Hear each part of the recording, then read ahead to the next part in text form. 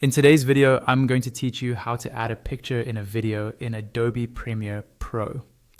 First, make sure you already have your project open in Premiere Pro with your main video clip sitting on the timeline.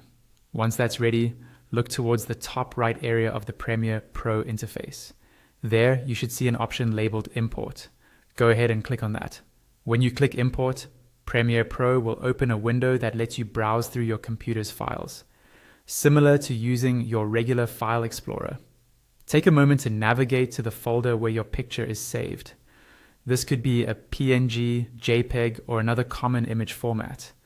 Once you've found the picture you want to use, single-click to select it, then look to the bottom right corner of that window and click the Import button. After a brief moment, Premiere will bring that image into your project. Now that the picture is imported, you should see it in the project panel.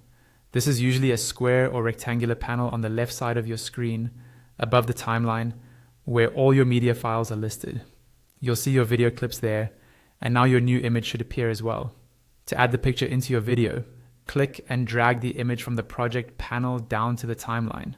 You'll want to place it on a track above your main video track. For example, if your video is on video track 1, drop the image onto video track 2. Lining it up this way means the picture will appear on top of the video wherever it sits on the timeline. You can adjust how long the picture stays on screen by dragging the ends of the image clip left or right to change its duration. Once the picture is on the timeline, you can reposition and resize it so it looks exactly how you want. In the program monitor, which is the main preview window, double-click directly on the image. You'll see a bounding box appear around it. To move the picture, simply click and drag it to a new spot in the frame. To resize it, use the handles on the corners or edges of that box. Drag inward to make it smaller or outward to make it larger. Take a moment to preview your video by playing it back and making sure the timing, size, and position feel right. And that's it. You've successfully added a picture into your video in Adobe Premiere Pro.